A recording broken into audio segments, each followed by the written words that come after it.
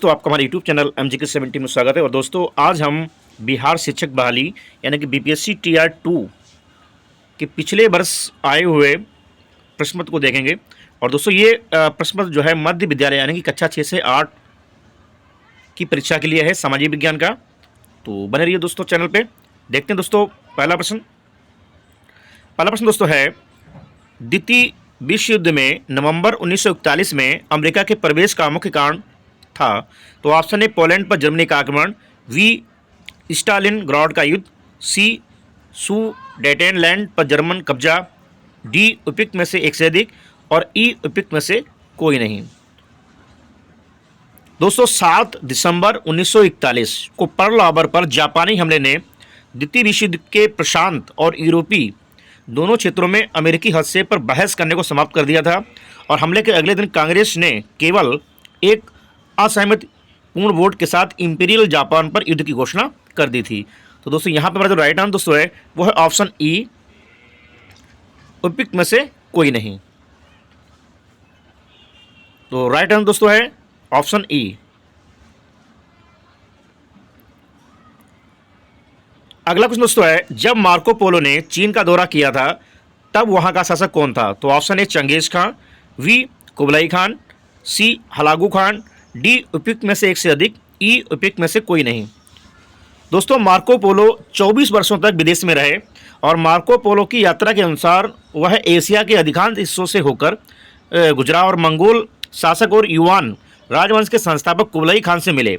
चीन पहुंचने पर मार्को पोलो ने शक्तिशाली मंगोल शासक कुबलाई खान के दरबार में प्रवेश किया, जिसने उसे क्षेत्र का प्रशासन करने में मदद करने के लिए यात्राओं पर भेजा। तो दोस्तों यहाँ पे हमारा जो राइट आंसर दोस्तों है वो है ऑप्शन बी, कुबलाई खान।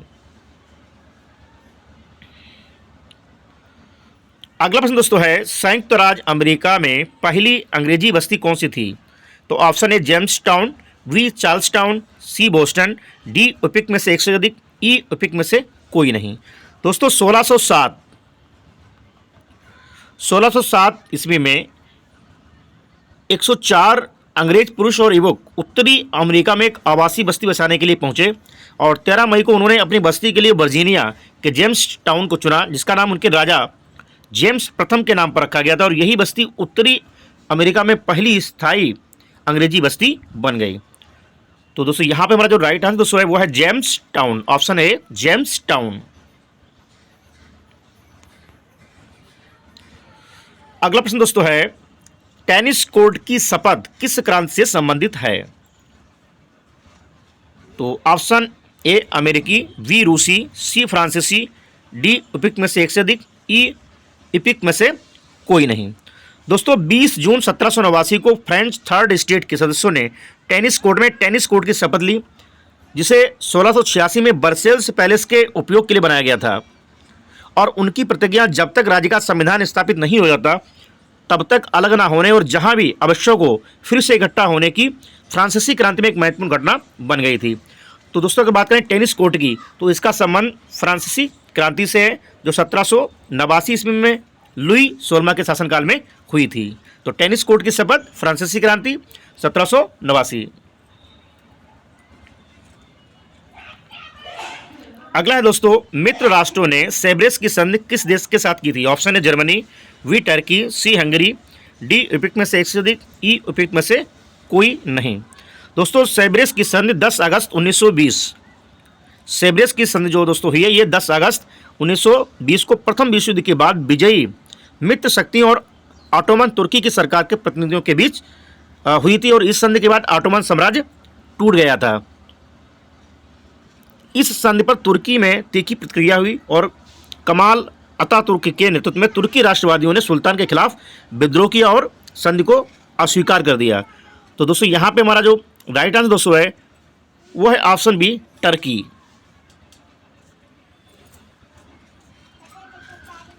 अगला प्रश्न दोस्तों है, 1733 में फ्लाइंग शटल मशीन का आविष्कार किसने किया था? ऑप्शन है जेम्स हारग्रीव्स, बी जॉन के, सी एडमंड कार्टराइट, डी उपयुक्त में से एक से अधिक, ई उपयुक्त में से कोई नहीं। दोस्तों जॉन के एक अंग्रेजी आविष्कारक थे और जिनकी सबसे महत्वपूर्ण रचना फ्लाइंग शटल थी, जिसकी औद्योगिकरण में महत्वपूर्ण योगदान था। और जॉन के अंग्रेजी मशीनिस्ट और इंजीनियर फ्लाइंग शटल के आविष्कारक, जो स्वचालित बुनाई की दिशा में एक महत्वपूर्ण कदम था।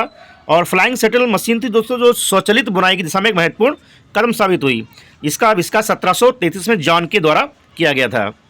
तो 1733 ईस्वी में जॉन के द्वारा।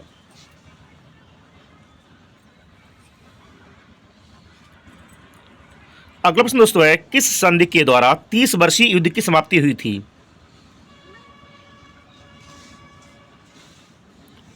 तो दोस्तों वेस्टफैलिया की शांति संधि में 2 संधियां शामिल थीं।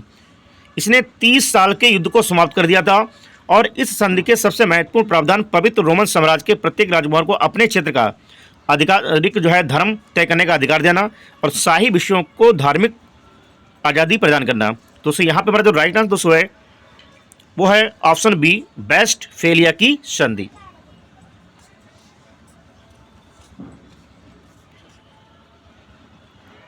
अगला प्रश्न दोस्तों है, पेरिस शांति सम्मेलन में इटली का प्रतिनिधित्व किसने किया था? तो दोस्तों पेरिस शांति सम्मेलन 1919 और 1920 में प्रथम विश्व युद्ध की समाप्ति के बाद पराजित केंद्रीय शक्तियों के लिए शांति शर्तें निर्धारित करने के लिए विजयी मित्र राष्ट्रों की एक औपचारिक बैठक थी। ब्रिटेन, फ्रांस, संयुक्त राज्य अमेरिका और इटली के नेताओं के प्रभुत्व के कारण इसके परिणामस्वरूप 5 संधियां हुई, जिसमें रोमन, यूरोप और एशिया, अफ्रीका और प्रशांत द्वीप समूह के कुछ हिस्सों के मानचित्रों को पुनर्व्यवस्थित किया गया था। दोस्तों यहाँ पे जो राइट आंसर दोस्तों है वो है ऑप्शन बी, ऑरलैंडो।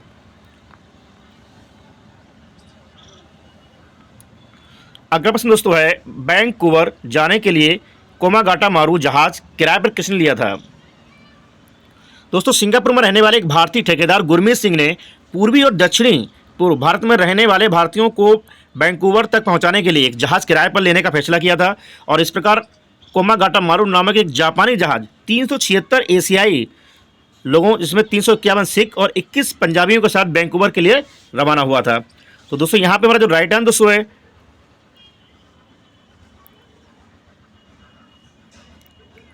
वो दोस्तों है ऑप्शन ई, उपयुक्त में से कोई नहीं।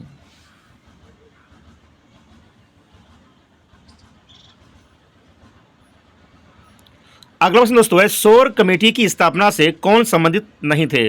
ऑप्शन है हुसैन रहीम, बी बलवंत सिंह, सी भगवान सिंह, डी उपयुक्त में से एक से अधिक, ई उपयुक्त में से कोई नहीं। दोस्तों यात्रियों के अधिकारों की रक्षा के लिए हुसैन रहीम, सोहनलाल पाठक और बलवंत सिंह ने वैंकूवर में शोर कमेटी की स्थापना की थी और बरकतुल्ला, भगवान सिंह, रामचंद्र और सोहन भागना ने संयुक्त राज्य अमेरिका में एक शक्तिशाली अभियान चलाया था। दोस्तों यहाँ पे जो राइट आंसर दोस्तों है वो है ऑप्शन सी, भगवान सिंह सम्मिलित नहीं थे, बाकी हुसैन रहीम, बलवंत सिंह ये लोग सम्मिलित थे।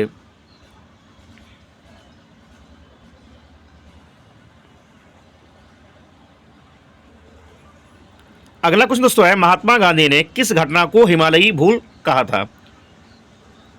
दोस्तों चोरी चोरा कांड, जो 4 फरवरी 1922 को ब्रिटिश भारत में संयुक्त प्रांत अब उत्तर प्रदेश के गोरखपुर जिले के चोरी चोरा गांव में घटना घटित हुई थी और वहां पर पुलिस ने अश्वमेध आंदोलन में भाग लेने वाले प्रदर्शनकारियों के एक बड़े समूह पर गोलीबारी की थी।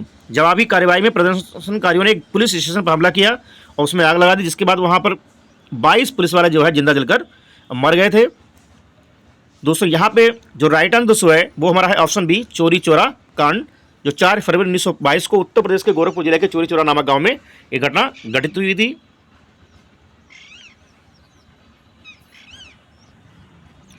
अगला प्रश्न दोस्तों है, चटगांव शस्त्रागार पर हमले के दौरान कौन महिला क्रांतिकारी मारी गई थी? तो ऑप्शन है Pritilata Waddedar, B Kalpana Dutta, C Shanti Ghosh, D उपयुक्त में से एक से अधिक, ई उपयुक्त में से कोई नहीं। दोस्तों 18 अप्रैल 1930 के चटगांव शस्त्रागार छापे के दौरान प्रीतिलता वाडेडर ने बढ़ चढ़कर भाग लिया था और टेलीफोन लाइन और टेलीग्राफ कार्यालय को नष्ट करने में सफल रही थी। तो दोस्तों यहाँ पे हमारा जो राइट आंसर दोस्तों है, चटगांव शस्त्रागार पर हमले के दौरान कौन महिला क्रांतिकारी मारी गई थी? तो ऑप्शन ए, प्रीतिलता वाडेडर।